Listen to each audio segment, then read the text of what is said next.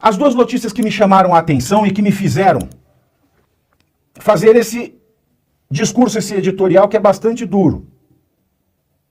Eu não sei o que vão dizer, eu não sei o que vai acontecer comigo depois desse editorial, mas o fato é que eu vou fazer. Então nós vamos às notícias. A primeira notícia que me chamou a atenção foi a seguinte. É uma notícia de hoje e eu vou ler direto da fonte desta notícia, que é o jornal O Globo, que diz o seguinte. O ministro Dias Toffoli, do Supremo Tribunal Federal, e eu vou lembrar aqui aos senhores as críticas que eu fazia à questão do único item que uma pessoa precisa ter para ser indicada e assim sabatinada e, portanto, nomeada ministro do Supremo Tribunal Federal é o notável saber jurídico. E o notável saber jurídico, que é o saber público e notório, que todas as pessoas sabem, aquela é uma autoridade no direito. Além desse fator subjetivo em que todo mundo olha e diga, aquele sujeito é uma autoridade no direito, é incontestável. Eu posso não gostar dele. Mas ele tem notável saber? Ele também é medido de maneira objetiva. Como? Eu vou explicar para vocês, mas primeiro, quem não deixou o like, deixa o like. A curtida, joinha. Eu estou gostando dos rumos que nós estamos tomando. Que esse pode ser meu último discurso. Então deixa seu like. Você vai ter o prazer de falar, eu dei like ali. Ou medo, sei lá. Depende de você. Depende da sua vontade de ser um homem ou uma mulher livre. Então deixa o seu like, quem puder compartilha. Também é medido o notável saber jurídico de forma objetiva. A pessoa, ela é concursada, porque uma pessoa concursada tem, no mínimo, um notório saber, ela conhece a matéria. Ela passou por provas difíceis para ser um juiz, para ser um promotor, até mesmo para ser um delegado de polícia federal, às vezes. Através de títulos acadêmicos como pós-graduação, mestrado, doutorado, pós-doutorado, livre docência, cátedra.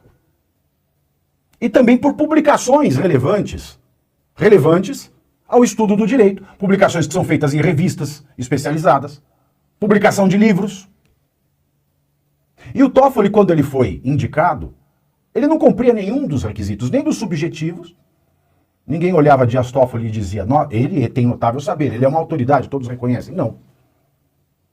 Ele sempre prestou serviços jurídicos como advogado ao Partido dos Trabalhadores, nunca passou em um concurso público. Aliás, as notícias da época eram que os concursos que ele tentou passar, ele não conseguiu para juiz.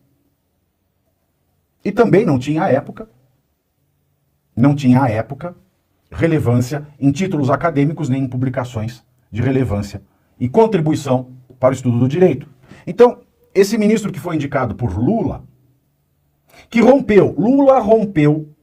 Lula aniquilou, tratorou, extinguiu o único requisito que existe para ser ministro do Supremo, que é o notável saber jurídico.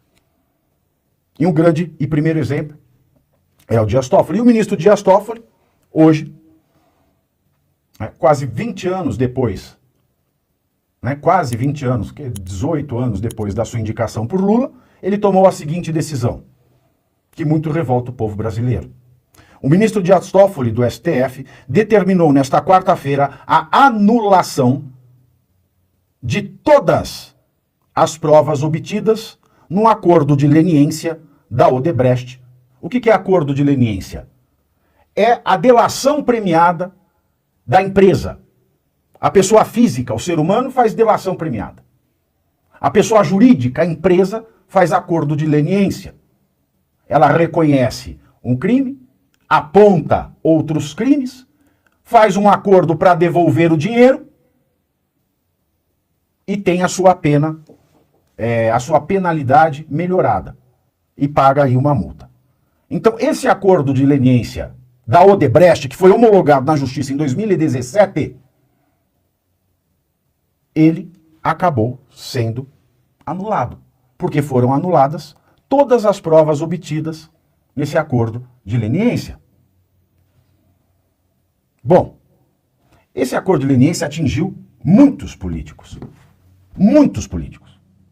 O que quer dizer que todos esses políticos que foram implicados, todos os corruptos que foram implicados no acordo de leniência, no reconhecimento de culpa da Odebrecht, podem hoje ir para casa tranquilos.